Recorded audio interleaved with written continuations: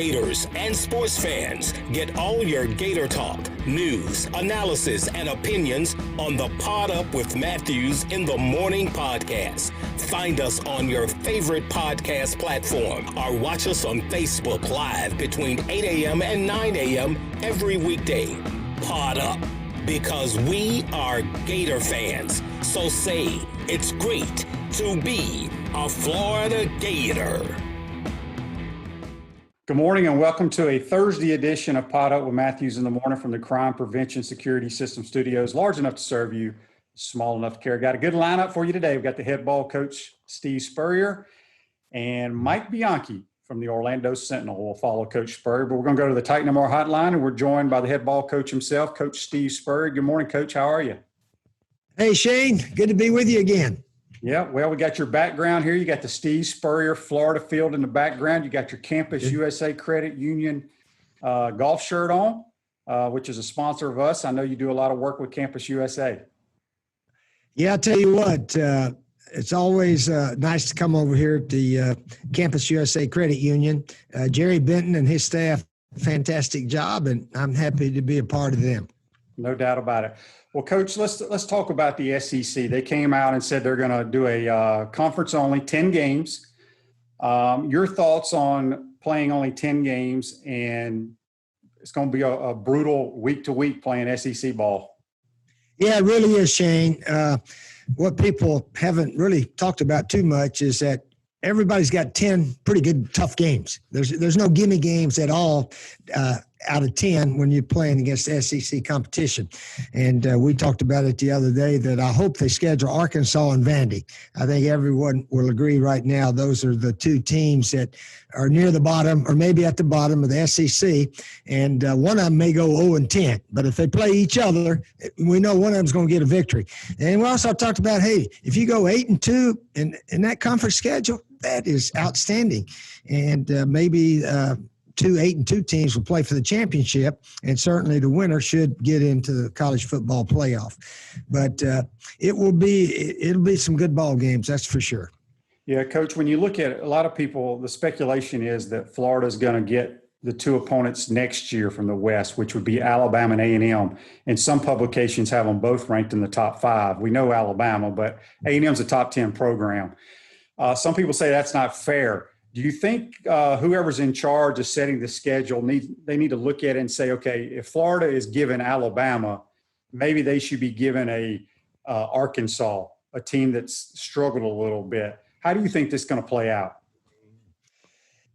Well, somebody's going to be complaining that they got the bad end of the 2 games, whoever it may be. But our schedule is pretty tough. If we get Alabama, you'd think maybe we'd get maybe one of the Mississippis or maybe Arkansas or whatever. So it'll be interesting to see how they do it. They say they're going to try to make it as fair as possible. So we'll just have to wait and see. Yeah, it's interesting because the schedule's not there. I mean, you know some of your opponents. There's no TV schedule set up right now. It's somewhat like the NFL where, you know, before the season they come out and they try to make their premier matchups for Sunday night football and Monday night football. Do you think whoever's in charge of this scheduling is going to look at the TV and the TV ratings and say, we want to see Georgia play LSU. We want to see Florida play Alabama. Could that be a possibility?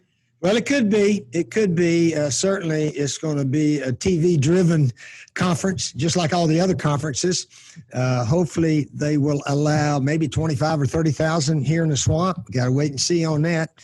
I know some schools are talking about we're going to have at least 50,000, but we don't know any of that yet. Hopefully, the pandemic will get under control somewhat, although we haven't done it yet. But the schools and the teams and the conference are doing everything possible to create an atmosphere sort of like the NBA basketball. As we know, none of those guys, I think, have tested positive. So if we can get in our own little bubble around campus here in Gainesville and all the other schools do that, then we'll have a chance to finish this thing and have a heck of a football season. Coach, have you heard anything? They were supposed to start training camp maybe today or August 7th, whenever that is.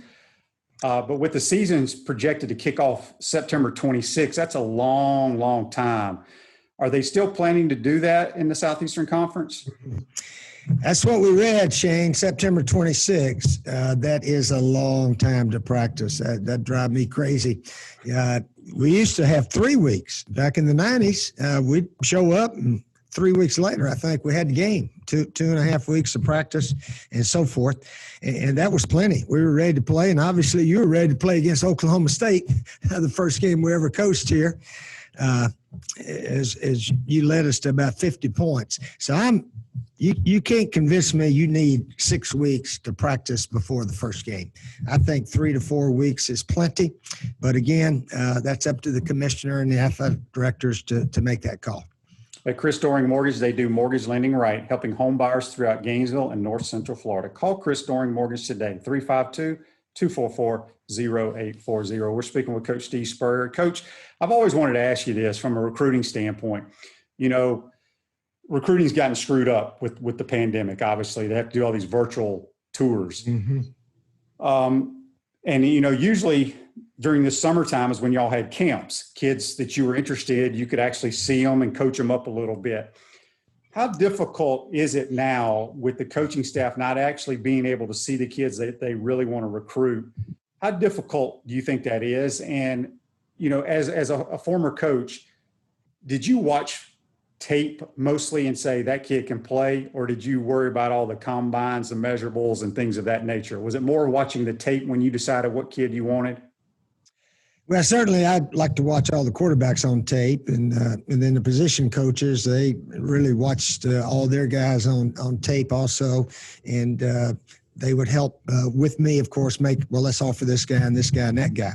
So I allowed the assistant coaches to really try to take care of their position and make the calls there.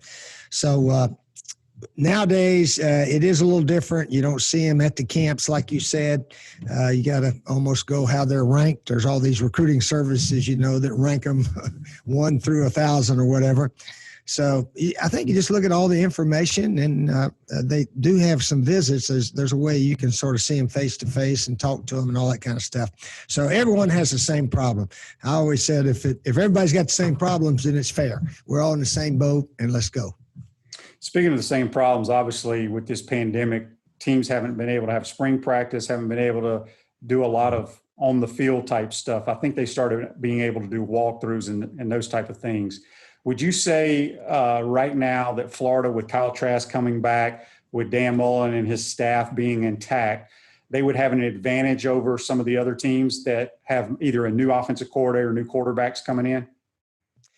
You would think so. And I do think we may have a little edge because the staff's been here pretty much all the way, Coach Mullen and Todd Grantham and those guys. So there's nothing a whole lot of new to learn amongst the team.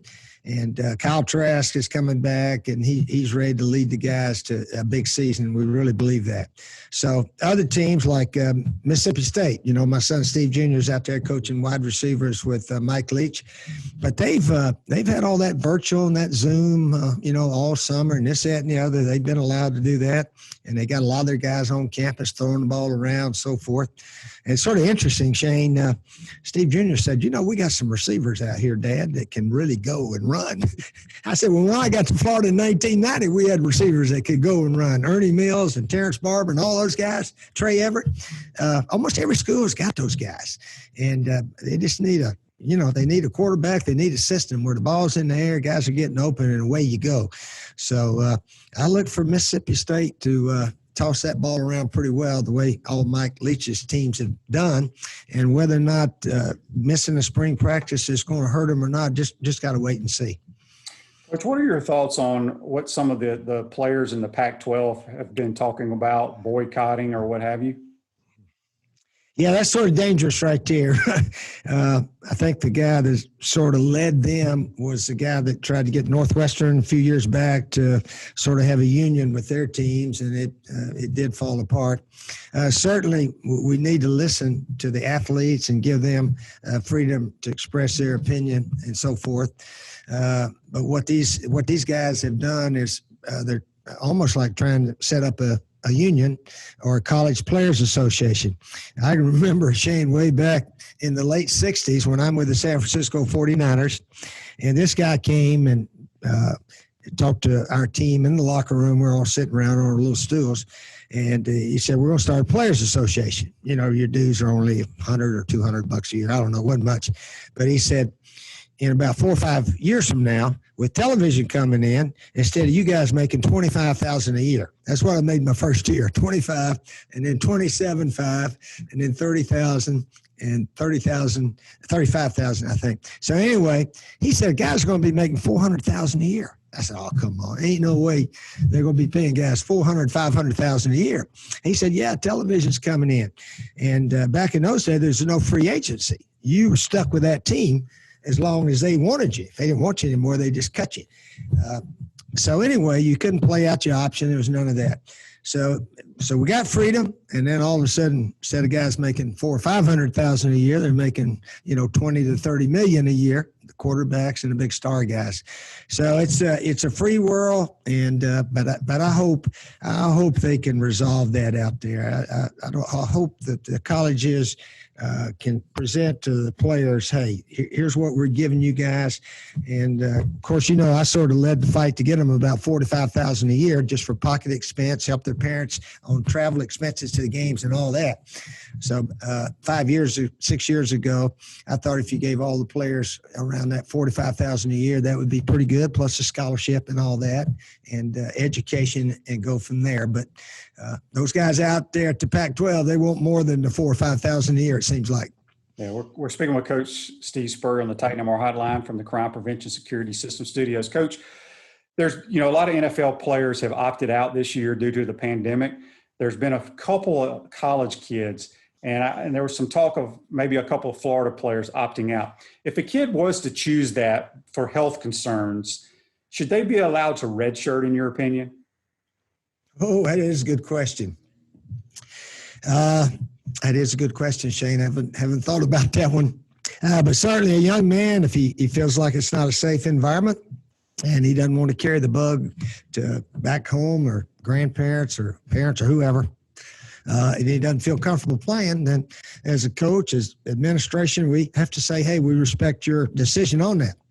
Now, whether or not you bring him back the next year and redshirt him, I think that would be up to the coaches and the administration or whatever. But I certainly wouldn't hold anything against a young man that wanted to opt out and say, I want to see where we're at next year. So hopefully he would have that eligibility back. But again, if you give him that, then the whole team may want to opt out and say, hey, so forth. So you can't have everybody opting out, or we have no season. So but that's a good question. I don't think I'm smart enough to answer that one. Ask that one to somebody else, okay? I will. All right. Well, Coach, the XFL last couple of days was bought by The Rock, Dwayne Johnson, who played at Miami, the big-time actor. Any chance of you possibly being on the sidelines for the XFL? Oh, I don't know about that. I hadn't talked to anybody about it, but I did like what Dwayne Johnson, The Rock, said in the paper today, that he loves football, first of all, and he wants to give the fans something to really cheer about and a good product for that time of year during the February, March, April time. And again, those spring leagues like the Alliance that I was in, it's made a little bit for television. The attendance, I don't know if you can ever get 40,000 like we did with the Tampa Bay Bandits down in Tampa back in the 80s. But if you can get 15, 20,000 and then have a good television package like the XFL had this past year, then you got a chance to be successful, I think. So I'm glad to see it. It'll give a lot of football players opportunity to go play and maybe show the NFL, hey, I'm good enough to go. And it'll give some of the older coaches like me and some of the other guys maybe a chance to coach again. And that's what the Alliance did and the XFL has done the last couple of years. I mean, you've coached in two of those spring type leagues, and obviously the USFL had some success. Is it all due to TV contracts, being on the right networks, you think, for it to work? Because I personally feel like there needs to be some type of minor league for professional football, because there's so many guys, from a quarterback standpoint, you can sit on the sidelines your first 3 or 4 years as a third guy, never get any experience, and then you get cut after your third or fourth year because you start making too much money. but you never get a chance to play to show what you can do. I just think there needs to be some type of farm system. But do you agree with that or disagree with that? Yeah, I think it would be a minor league. Of course, the NFL, when asked if they would help support the Alliance in 2019, they said, hey, we got the colleges. That's our minor league of NFL football. We watch them, and we get all of our players from the universities and colleges. So they don't really need to help out a spring football league. But again, I think it would be good. But then again, Shane, Garrett Gilbert, our quarterback with the Alliance, he led the Alliance in passing yards. We led in scoring, total offense, and all that kind of stuff. He did sign with the Cleveland Browns, but they never gave him a chance. He's up there, third team or something. And I was hoping he would get a chance to play. Sometimes you look around, you see guys that are always getting chances, and here's a guy that has really played well, but he doesn't get a chance. So anyway, we'll wait and see if Garrett Gilbert gets another shot. But he was a really good quarterback, a lot like you. He's about 6'3", 6'4", a little heavier, pretty good runner, and just a good passer, throws that ball that's easy to catch. And maybe he'll get a shot, but I sort of doubt it, really. Coach, I want to ask you this. If someone lets you coach the National Football League right now and you got your pick at quarterback, who would you take? Who do you think the best quarterback in the league is right now? If you could take the one you'd want, I think everybody take Mahomes. Yeah, Patrick Mahomes. Not only can he throw the ball from all angles and so forth, but he's so mobile. He can run around and do things like that. So he's probably definitely the first guy you'd go with. But I look for Tom Brady to do well in Tampa. He's really got some outstanding receivers there. Yep. So their offense might really be good, and I think they got enough defensive talent to be competitive to win their division this year. We're speaking with Coach Steve Spurrier on this Thursday edition of Pot Up with Matthews in the Morning. Second half of the show, we'll have Mike Bianchi from the Orlando Sentinel join us. Coach, the PGA Championship starts today out in San Francisco. We're both big golf fans. It's been fun watching the PGA Tour here the last couple of weeks. Been some good golf. Got any thoughts on who you think might win the PGA? Mm-hmm. Well, if you had to guess, you'd take those guys that are favored. I think I see the guy won last week. Justin Thomas, yeah. And Koepka, of course, he's won 2 in a row, so he's going for 3 straight. They certainly have a chance. And, of course, John Rahm and the favorites. Or it could be an unknown guy. Who knows? Tiger's going to play. I just don't see how he can play. He's only played 1 tournament, I think, since way back in January. I don't know if experience means anything, but when they had that little game with Peyton Manning and Tom Brady and Mickelson and Tiger, hey, gosh, Tiger looked good that day. Guy hit every fairway, and I don't know if he missed a shot, hardly. But it'll be interesting to watch. Looking forward to watching it, especially this weekend. Yeah, no doubt about it. Coach, so as you mentioned, your son, Steve Jr. is at Mississippi State. You talked about he feels like they got some pretty good receivers out there. They got a new quarterback transfer coming in. They feel pretty good about their football team from what they've seen so far? Well, again, they're just looking at athlete-wise. And, like a lot of people know, Mississippi State's always had a lot of good athletes. Dan Mullen and Todd Grantham, they left a good situation out there for the next coaches. So I think they had 3 defensive linemen drafted in the first or second round a couple of years ago, things like that. So they got athletes, and so does Ole Miss. Your school a little bit, or your dad's school. I'm sure Lane Kiffin and his guys think they got a good setup also. So it's always fun to watch.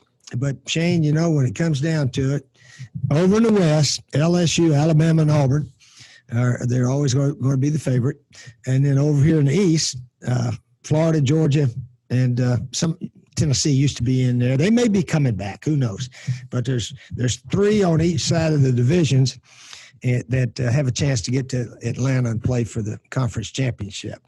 And I think those 6 teams are the only ones that have won SEC championships. So until one of those other schools breaks through and wins one, we got to say it's those top 6 teams that will probably be the winner.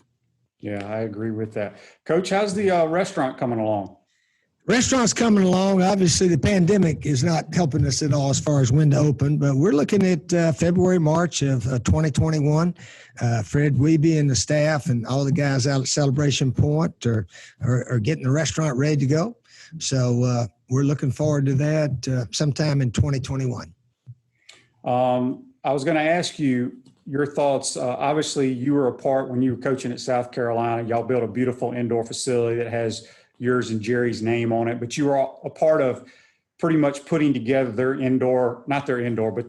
football standalone facility, which has been done once Muschamp got there.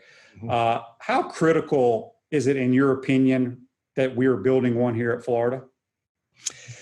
Well, certainly it's critical in the long run of things. It hasn't hurt us that much, I don't think, over the last several years that our facilities are way behind the other schools.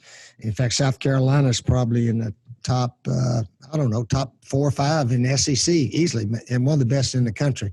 Clemson has spectacular facilities, and that's a big reason they've been able to recruit so well. But ours are on schedule. Scott Strickland has come in and put the plan together. In fact, Scott was out there at Mississippi State, and I saw a video of their facilities in their first class also. So almost everybody's got it, and I think the Gator fans know that we're behind right now facility-wise. I drive by the new baseball stadium all the time. It's beautiful out there, and then of course the old baseball stadium is being torn down, and the football facilities are going to go right there. The standalone building, they call it, with all the coaches' offices, the weight room, the cafeterias, all that goes in the one big building, right close to the campus, right where the old baseball field was. So that's, that's a year, 2 years away, something like that. But we're heading in the right direction facility-wise. They're going to put your new office over there, Coach, or are you going to stay over in the stadium? I think I'm going to stay in the stadium. I really do. Every now and then I can drift over there and see the coaches, but sports information and the other people over there, I think, is probably the best place for me. Well, how's your golf game? My golf game is not as good as it once was, Shane. I thought when I had more time to play, it might get better, but I don't know. I got a little arthritis in my dang fingers, so I don't hit it as far and don't grip it as well as I used to. But anyway, I'm still playing. I play with Dr. Pete and Delicato. So the only smart thing I'm doing, I'm picking my opponents. I can beat Dr. Pete. I can't beat you, but I can beat Dr. Pete. Coach, last thing for you. Y'all Silver 60s group has done a lot. Y'all hung out together and have your little reunion every year. I want to say it's in the summertime. Obviously, it's probably not going to happen this year because of the pandemic. How many years have y'all been doing that? Oh, gosh, we did it about 50 years, I think, Shane. And, we had to put it on the shelf this year. But a bunch of us are talking about, getting together somewhere and sort of rehash our Silver 60 days. All the guys that played for Coach Graves. Coach Graves was here 60 through 69, and he passed away, I think about 3 or 4 years ago. But we enjoy getting together, and we don't have any championships to celebrate the way you guys in the 90s do. But we had a lot of fond memories, and our days as a Florida Gator. And most all the guys come back and watch the Gators play now. So we keep up with the current team as best we can. Speaking of that, we need to have we had the Spurrier era reunion. What was that? The 90s. 4 or 5 years ago, the 90s. Yeah, Rod Whited, our leader, Rod, we talked about it the other day, about maybe every 5 years. And so I think we had it in 16. So maybe in 21, if this pandemic gets out of here, maybe we can schedule another one for Daytona Beach. That was a good meeting we all had, and had excellent attendance there.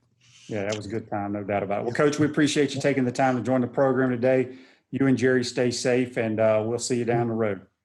Okay, tell everybody, wear your mask, keep social distance. It's a bad disease out there. We got to stay away from it. Absolutely. Well, that's Coach Steve Spurrier. Join us on the Titan MR hotline. At Center State Bank, we put business first. We are the largest community bank in the state of Florida, and understand that small businesses need a community business partner that they can rely on. Center State has 5 convenient Alachua County locations to serve you better. Center State Bank, member FDIC. When we come back, we'll be joined by Orlando Sentinel, Mike Bianchi. You're watching and listening to Pot Up with Matthews in the Morning from the Crime Prevention Security System Studios. We'll be right back. Hey Gators, this is Coach Steve Spurrier. Pot Up with Matthews in the Morning. We'll be right back after this commercial break. We want to take this moment to thank all our sponsors who keep the show going and pay the bills. Our gridiron sponsors are Crime Prevention Security Systems, large enough to serve you, small enough to care. Titan MRI, Gainesville's only locally owned and operated MRI facility. Area Rug Masters, your number one choice in Gainesville for all your area rug cleaning services. Meldon Law, where you matter most. Peachland Dental, Gator Nation's first choice for dentistry in Port Charlotte. Our touchdown sponsors are Campus USA Credit Union, Celebration Point Town Center, The Digital Mortgage Guy, Adams Ribs, Gator Dominoes, Celebrate Primary Care, Center State Bank, Gator Bait Media, Davis Gainesville Chevrolet, Miapa Latin Cafe, Gators Dockside, Okido America Martial Arts and After School, Doreen Wiebe Realtor, Caldwell Banker MM Parish, Radware, Style Cuts, Rap Spot, Ironwood Golf Course, TB Financial, Chris Doring Mortgage, Meadowbrook Golf Course, Darshakow Insurance, Pomodoro Cafe, MB Listings, Big Mills Cheesesteaks, Cornerstone Financial Group, McDonald's of Gainesville, My IT Master, 84 Lumber, and Gainesville Neon and Signs. If you are interested in promoting your business on the show, you can visit our website, potupwithshane.com, and click the advertise button or call Freddie at 352-284-3733. Again, thank you for all the great businesses that support the show. Please remember, if you like what we are doing here, thank our sponsors and support the businesses that support us.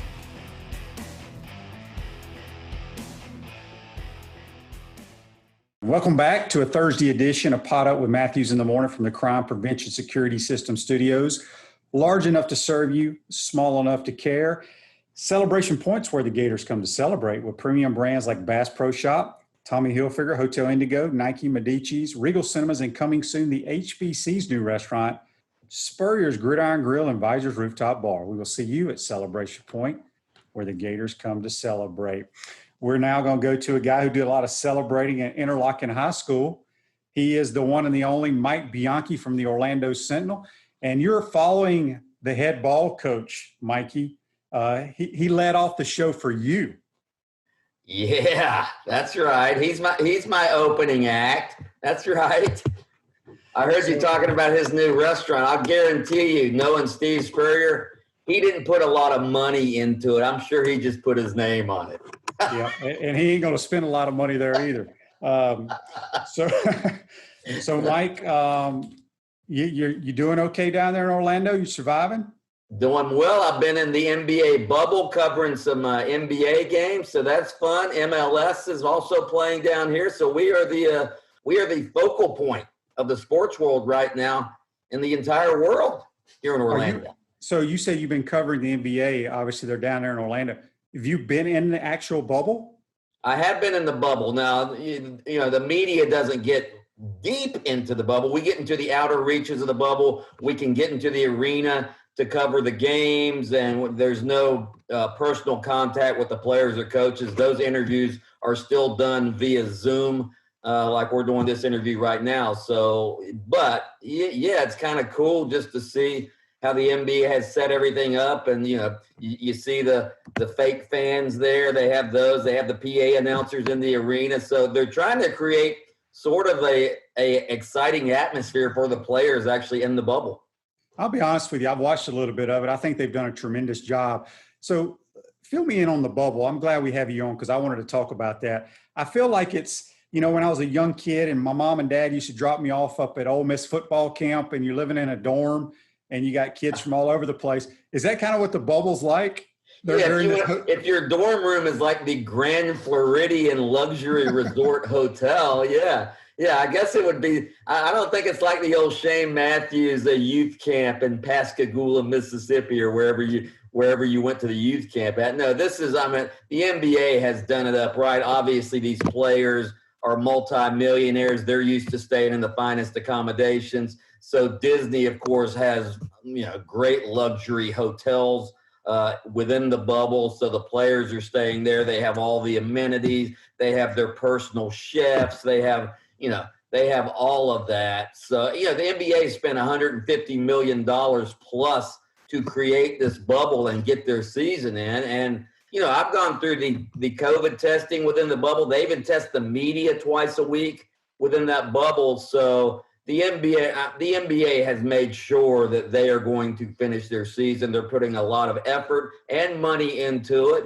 And that's why they're going to be successful. Major League Baseball, no bubble, not nearly as successful. Yeah. So I guess what I was asking about the going to camp. So it's like floor 2, the Houston Rockets, floor 3, the Lakers. Is that kind of how it is? Because the reason I ask is there's got to be a little bad blood between a couple of players, where they've taken cheap shots on a layup or something in the past, with all of them living together. And I don't know if they eat together, but it seems like that could cause some issues. I guess. Well, a lot of the players and teams, they're in different hotels. Now there are some teams that are staying in the same hotel because these are monstrous hotels. But yeah, as far as how they're setting up the games, there's 3 different arenas there at Disney's Wide World of Sports. And you could have games going on at the same time, although they really don't do that because they like to get them all on television. So, ESPN's Wide World of Sports, that's what it's for. That's what it was built for. It was built for youth sports so they could run multiple youth sports events all in one place. And that's what it's for. It's just that now they're doing it with the NBA. Well, while we're on the NBA, before we switch to other sports, let's talk about Jonathan Isaac, who was with the Orlando Magic. I read part of your article that you wrote. He was the only NBA player that stood during the national anthem, and then he goes and tears his ACL. Yeah. Just seems like a great guy. I don't know him personally, but just talk a little bit about what he said in that interview that you did with him. Yeah, he's a great kid. I call him a kid. He's 22 years old. Obviously played at Florida State, was the 6th overall pick. He is inarguably the most charitable, the most likable, the most spiritual player on that Magic team.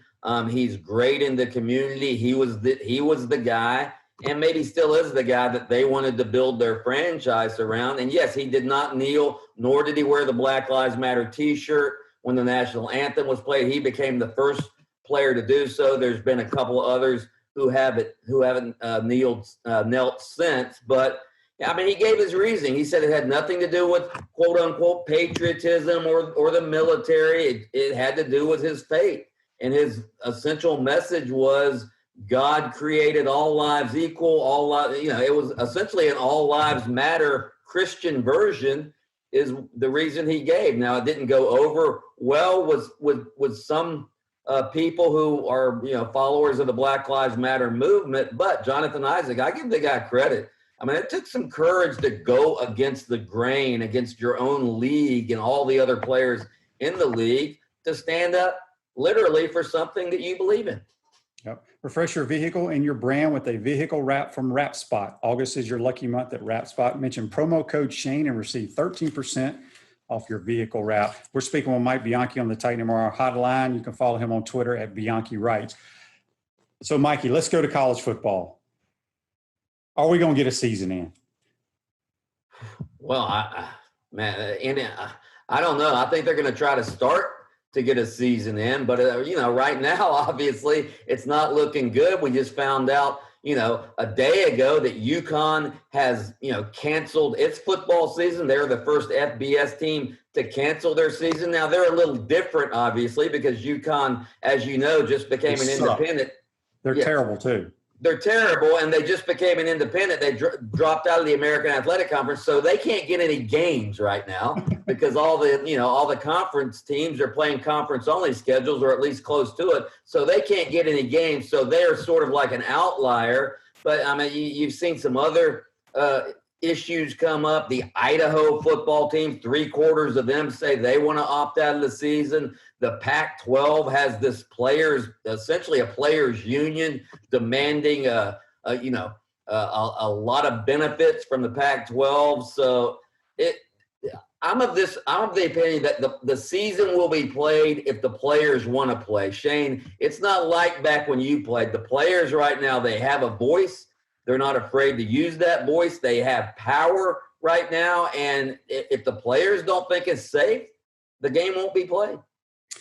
Let's talk about the SEC. They've gone to the 10 conference games. Boo. Boo. Well, why are you booing? I want to hear your thoughts on that. Why am I booing? Because they could have easily accommodated the 4 SEC, ACC rivalries in making out their schedule. They could have accommodated Florida, Florida State, Clemson, South Carolina, Georgia, Georgia Tech, Louisville, Kentucky, but they chose not to. And I don't understand why. They went to a 10-game conference schedule. Why couldn't it have been a 9-game conference schedule if they only wanted to play 10 games and allowed for another non-conference game? That's what the ACC did. Actually, ACC went 10-1 to allow for those ACC, SEC rivalries to be played, but the SEC chose not to. I just think that the fans love those games. All right, the Florida State game. You can talk about Florida, Georgia, all you want. That's a more important game, obviously, for conference, but Florida and Florida State is the most important game in the state of Florida. It's the 2 big public land grant institutions playing each other. It's a traditional rivalry, and the SEC should have tried to accommodate it. We got a Facebook Live question here brought to you by Meldon Law, where you matter most. It comes from Evan. Evan wants to know, what's the status of UCF's football schedule? Well, they're going to play. They're in the American Athletic Conference. The American Athletic Conference has just announced. I think they're going to play 8 conference games and then allow the conference teams to schedule a couple other games if they can get them. So it's 8 conference games. UCF, obviously, North Carolina was going to be their opener. That's out because of what the ACC. Their plan is. Georgia Tech is out. FAMU was on their schedule as well. FAMU and the MEAC, they're not even going to play football this fall. And then they have FIU, which they'll keep that game, I'm sure, and try to schedule maybe a couple others. So you bring up what I was going to ask you, because I feel horrible for the group of 5, the other FCS schools. When you look at UCF, they were going to get paid quite a bit to play North Carolina and Georgia Tech. It's a payday. It's just like how those were home and homes. Those home and homes. Okay, let's use South Alabama, for example. Okay. It's supposed to come to the Swamp. They're not going to get that payday. Those kids don't get that experience of playing in a big stadium against an SEC opponent. This is all going to just destroy these smaller tier programs, don't you think? You're not kidding. I mean, obviously, schools like Florida and Alabama and even Florida State, although they're in dire financial straits right now, those schools are going to be able to survive. They get the big TV check that sort of tide them over. But, yeah, you're right. The Eastern Washingtons of the world, the South Alabamas, the FAMUs, they need those games to pay their bills in the athletic department, or they are going to go under. So, yeah, it's devastating for those programs. It's devastating for all of college football, this pandemic. But for those schools, wow, yeah. Yeah, it's awful. I feel terrible for it. Mike, back to the SEC. We're not sure who those extra 2 games are going to be right now. Not sure when it's going to come out. A lot of people say you go to next year's rotation. So with Florida, that would add Alabama and A&M. Some people have A&M ranked 5th in the country. Is that fair? Should it be like, okay, we're going to give you Alabama, but we're also going to give you Arkansas, kind of at the bottom of the barrel? What should they do? Man, that's a tough one. Yeah, I think they need to, I'm sure they do have some sort of committee studying this stuff. Yes, it should be fair. It should be a scheduling committee to come up with a fair solution to this. We all know Florida is a national championship contender this year. They shouldn't have to play Alabama, Georgia, Texas A&M, 3 of the top 4 or 5 teams in the LSU, 3 of the top 4 or 5 teams in the league to get to the conference championship game. That would be ridiculous. They need to be fair and equitable and come up with a schedule that everybody agrees on the committee is fair. Speaking of, would this be the year with the 4-team playoff? They're talking about we're never going to expand it. And I talked to Coach Spurrier about that earlier in the show. Wouldn't this be the year you experiment? You take your Power 5 schools, the group, the Power 5, 6 conferences? All 6 of those champs automatically get in this year. And then you have maybe 2 at-large bids, whereas, say, Florida is 10-0 against Alabama going and playing in Atlanta, and whoever loses obviously goes 10-1 in that league, should automatically get in. Is this the year you think they should expand? Absolutely. And also, I'm speaking, here in Orlando from a UCF perspective, they should get the best group of 5 team in there as well. Come on, give the little guy a chance in college football. This would be the perfect year to do that, because this is a year like none will ever see again. And maybe if they expand it and and here's another reason they should expand it. More TV games, more big TV games. They could charge ESPN and the networks more money. They need that money this year more than ever before, because they're not getting the revenue from the fans being in the stands, or at least a full stadium. They need that money. They need more TV games. They need more TV revenue from ESPN and ABC and CBS and Fox. They should definitely do it this year. We're speaking with Mike Bianchi on the Titan Tomorrow Hotline. You can follow him on Twitter at Bianchi Writes. I asked Coach Spurrier this, and he didn't have an answer, believe it or not. What? Yeah.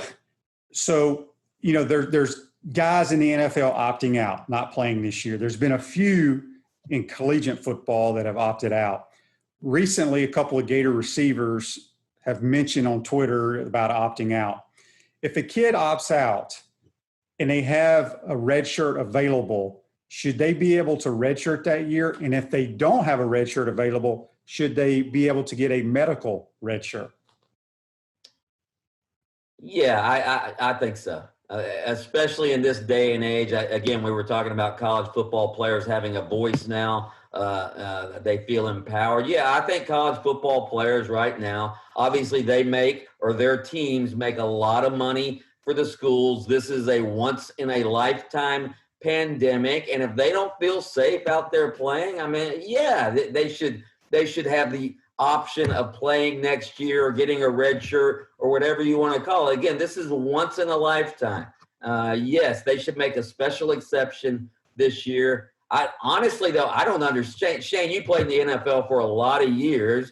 I don't understand NFL players. And again, I don't want to sound money hungry here, but giving up that huge paycheck, in some cases, $8-10 million to make $150,000 instead by opting out, that's money you're never going to get back. And again, I don't understand it.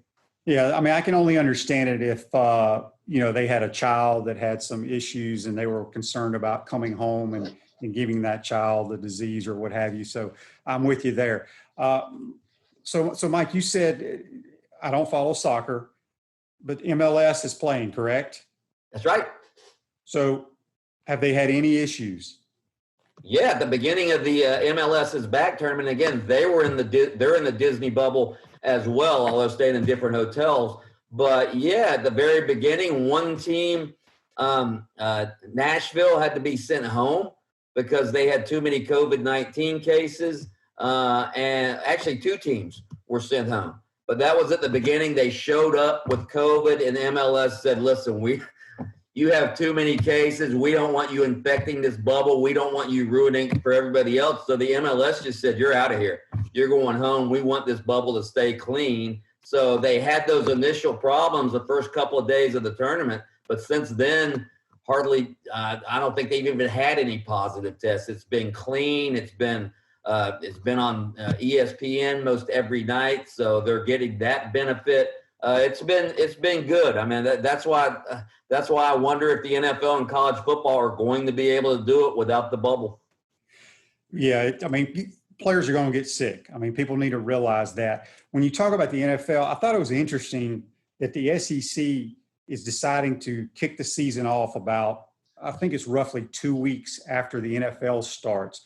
Do you think they're doing that so they can kind of see, let's wait and see how the NFL, how smoothly it runs those first 2 weeks? I never thought about that, Shane, but that's a great theory. And when you mention it, yeah. I mean, obviously the NFL, they're the big boys of sports in this country. And what they do, a lot of people seem to follow. I still remember 9/11 way back, when was that? 2001.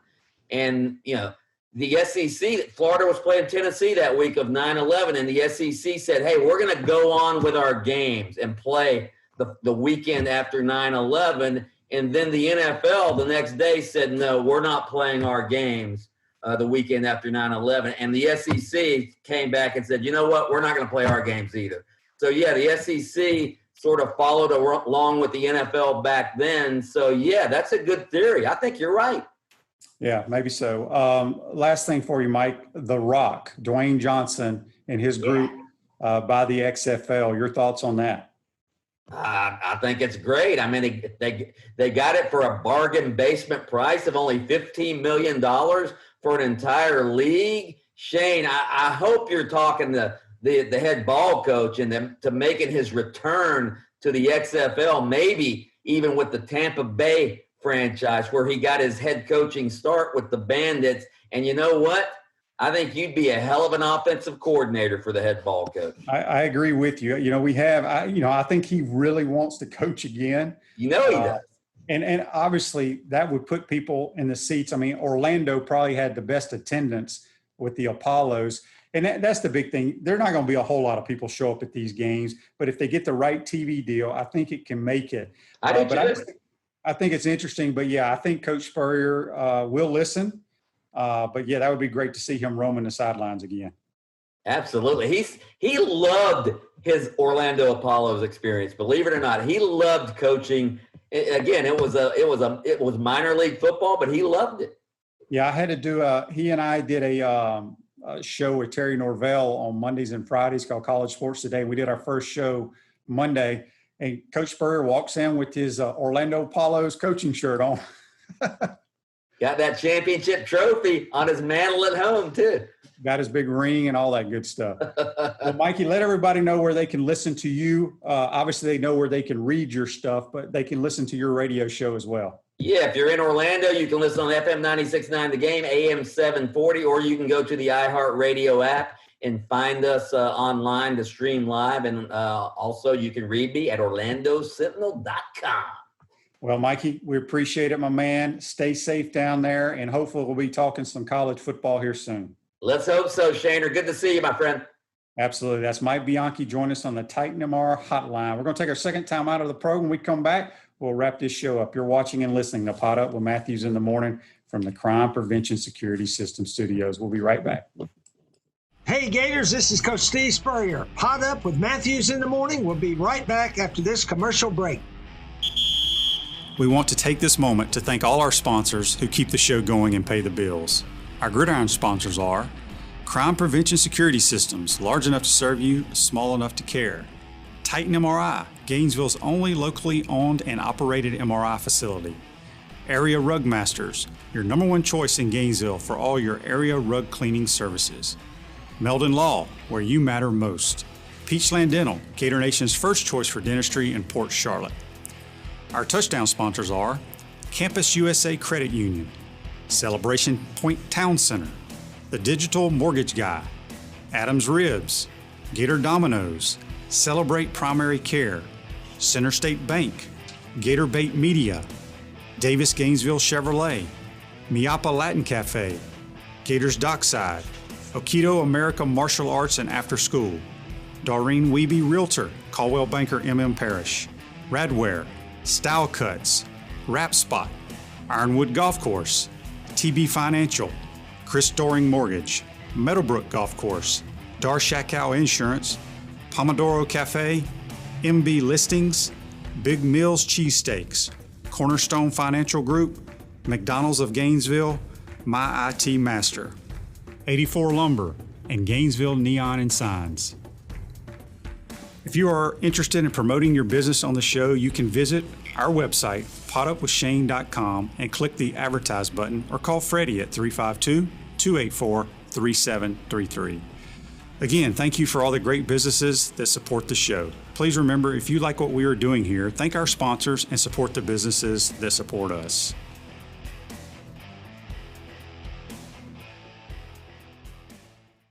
Welcome back to Pod Up with Matthews in the Morning from the Crime Prevention Security System Studios, large enough to serve you, small enough to care. Been a really good show on this Thursday. We want to thank the head ball coach, Coach Spurrier, for joining us, as well as Orlando Sentinel's Mike Bianchi joining us. Folks, don't forget, Peachland Dentistry is Gator Nation's #1 choice for dentistry in Port Charlotte and surrounding areas. Visit them at peachlanddental.com. This Day in Sports is brought to you by the Best Restoration. Fires, hurricanes, and leaking pipes, whatever causes havoc in your home or business, call the best at the Best Restoration. That's 352-353-0768. This Day in Sports, 1988, Oakland A's outfielder Jose Canseco becomes the 11th Major League player to record 30 home runs and 30 steals in a season. That is your This Day in Sports, brought to you by the Best Restoration.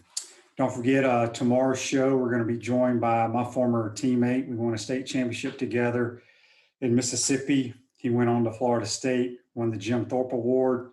He was inducted into the College Football Hall of Fame last year, played 14 years in the NFL, won a Super Bowl ring with the Patriots, has been coaching college ball, coached with Dan Mullen at Mississippi State for a few years now, on the staff with Lane Kiffin at Ole Miss.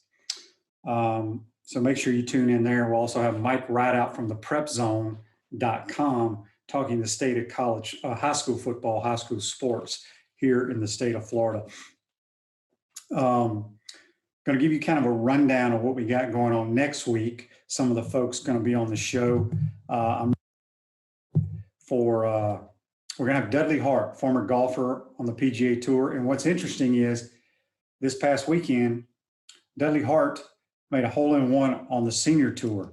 So if you didn't see that, Google it. It's pretty cool. Maybe we'll have some footage of that. We'll talk about his career on the Champions Tour now. He also coached a year or two here on the Florida golf team. His son is committed to play golf here at Florida as well. We'll have former offensive lineman Zach Pillar, part of the national championship team, longtime NFL offensive lineman with the Titans, owns a couple of bars up in Nashville now.